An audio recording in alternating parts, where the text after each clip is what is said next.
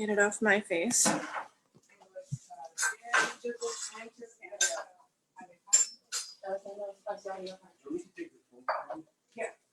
let's just help me push it out. Yeah. We're live. Hey, good afternoon. Welcome to Friday with Fustini's. It's September 11th, 19 years ago, 9/11. We're going to do a couple recipes. Matt's got a pretty cool polenta appetizer type thing that's fall related that she's doing. And then we'll go to Denise in Holland. She's got a chicken oriented recipe. Before we do that, I want to invite all of you to participate with us in our new virtual olive oil tasting offering. So if you have not or do not care to go into the stores to get our new Chilean fresh harvest oils, but would like to try them, here's what we're doing. Buy the virtual tasting kit online or call the store and order it, and then sign up for one of our it's about a 30-minute tasting class through Zoom. We're going to have these about once a week. You can see the schedule, so you'll find this on our website in new items or in single varietal olive oils. Buy the kit, sign up for the session. You'll enjoy it and you'll learn a lot about how to properly taste and distinguish flavors in olive oils. So Mallory, we got a little polenta thing going on. Yes, so we're gonna do polenta bites with wild mushrooms and fontina. We've done a little pre-cooking to start, but what we have here are some wild mushrooms. So what they had at the grocery store was some oyster mushrooms and shiitake. So we cut these up kind of in strips. These have been cooking on the stove for about 12 minutes. We cooked them in, of course, some Fustini's oil. We used the sage and wild mushroom, which will go really nicely with this. And then, of course, some butter, because mushrooms and butter are fantastical. So these are going to be soft. They're getting a little bit brown, which is awesome. So we're going to add to this one shallot, thinly sliced, delicious. Some fresh black pepper, some salt here, and we'll give it a little bit of a kick with some crushed red pepper, which will be delicious. Say hi to Jill, Mel. Hi, Jill. Thanks for tuning in. You would probably love these, and I wish we could enjoy them together sometime soon. So this is going to cook for about 5 minutes. The last thing we're going to add to this, the recipe called for sherry vinegar, but we are going to add the new agrodolce, the shiitake. So that'll be How perfect is that? Yeah, give it a little good flavor. So we'll just sprinkle a little bit of that. And my dad is going to stir these. So we'll have this go for about 5 minutes. Once we have this done, we'll put some parsley in there. That'll freshen it up a little bit. And the next thing we need to do is our polenta. So what we've done at the store, of course, you can buy the logs of polenta, which is really delicious for like appetizers. I feel like when we were younger, my mom used to crisp them up in the oven. Super tasty. There's also different flavors of the polenta in the logs, so that could be a fun kind of variation to this recipe as well. So what we're going to do, I've already cut some up and we've cooked some up. So we're going to cut the polenta into about 1/2 inch thick slices, and we're going to lightly coat these with some olive oil. So of course we chose the sage and wild mushroom. You could do just a single varietal, any other flavor. We were thinking garlic, but then we were looking in the cabinet at what we had, and we thought this sounded delicious. So you could drizzle, or we're gonna use our fun little brush to lightly coat these. And once these are done, you don't need to put any salt and pepper or anything on these. You're gonna put them on a baking sheet, excuse me, a baking sheet in the oven at 450. Those are gonna cook for about 20-25 minutes until they're crispy, and then they'll still be a little bit soft inside. So we're gonna go back to the mushrooms, put this all together, and we'll get these in the oven. Smell that. Yeah, it's also, you can smell the, definitely can smell the agrodolce. It Yeah, smells it's awesome. releasing the flavors of the agrodolce. Woo. Yeah. Okay, so we're gonna add some parsley here. And those are our magic cooking pre-cooked polenta. So you can see they got a little bit crispy. They'll hold up nicely for little bites. So we'll keep this parsley still pretty fresh. It doesn't need to go long at all. So what we'll do is just use some tongs here. Scoop a little portion onto our polenta here. Oh my gosh, it smells so good.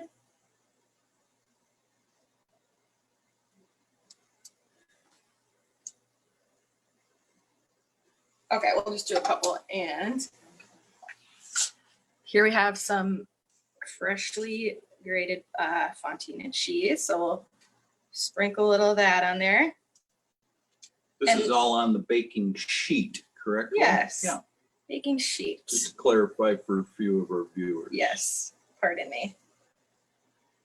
Okay, so we'll finish these up. The rest of these, we will put them in the oven for about 5 minutes till that cheese gets nice and melty and bubbly, and they'll be great. So we'll send it over to Denise. Hey, thanks, Mallory. Those look awesome. So I also did some cooking ahead of time. So these are some diced up sweet potatoes that I drizzled with our Koroniki olive oil and then just a little bit of salt and pepper so that they could just get a start in cooking. And then to that, I'm going to add some diced up broccoli, some large cut red onion, and some chicken. So we're just gonna put all that on there. What I like about it is it's one sheet baking. So that will go much faster. So we're gonna put all of this on there, and I'm going to drizzle some more of the Select. I've really been enjoying, the Koroniki is my favorite. I've been doing the, what we call the Spanish breakfast with just some crunchy toast and a really nice tomato, and then some salt in the Koroniki. So that's been really good. So to all of this, I'm going to add some of our organic blend of spices, the Tuscan spices. And then just a little bit more salt and pepper. And then this is gonna go back in the oven. This is gonna go in the oven for about 15 minutes or until the chicken gets done. So I'm gonna do that, and then I'm gonna show you how I make my sauce. So I'll put a picture of that up on Facebook after it's done, but I have some quinoa cooked here that I'm gonna toss with it when we're done. And then I have some pecans, and I have some dried cherries. You could also use dried cranberries. And then just before serving, I'm gonna put those on there. So I'm not gonna do it now because they'll get really soggy. So I have a pan here that has a little bit of white wine. I'll add a little bit more. To my friend Tom, no, I'm not day drinking. So we're gonna get that wine a little heated. And then in here, I've got just a tablespoon of flour, and I'm gonna add some of our thyme balsamic to it. We're gonna just make a little slurry with that. So whisk this till it gets all nice and soft, smooth. Actually, Actually, we can add a little bit more. Because what I'm going to do is combine the two and then just reduce it down until it thickens. And then that will be a nice white wine pan sauce that we can drizzle over top. So into here, we'll just slowly whisk it in.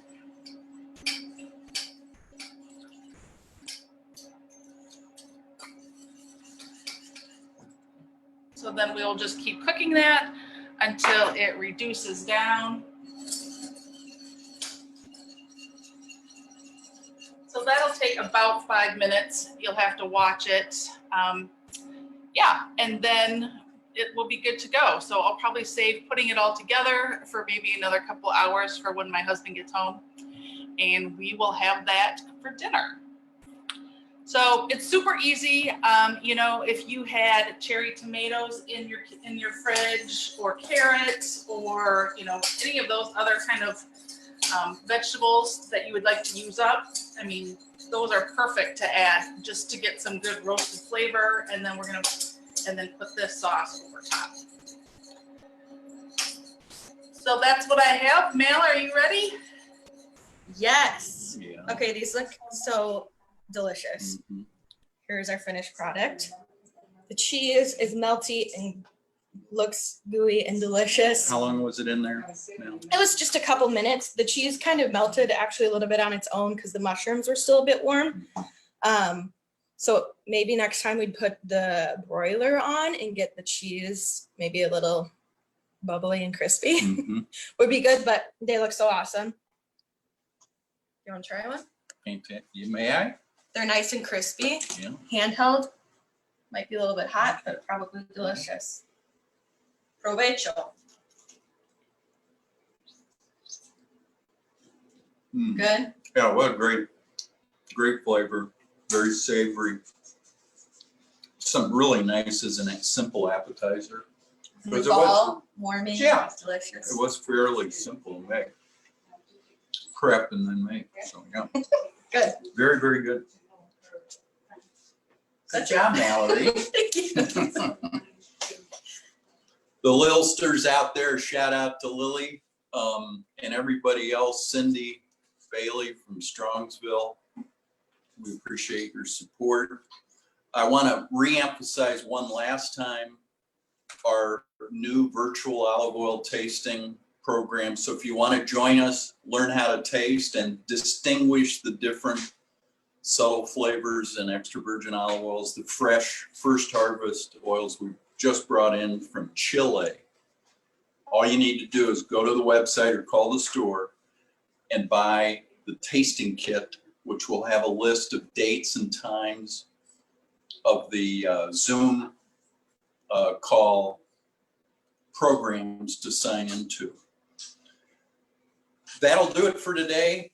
Thanks for joining us. Thank you, Denise, in her new kitchen. Thank you, Mallory. Thank you, Katie, Kathy. Welcome. And we will have a great weekend, everybody, and we'll see you next week.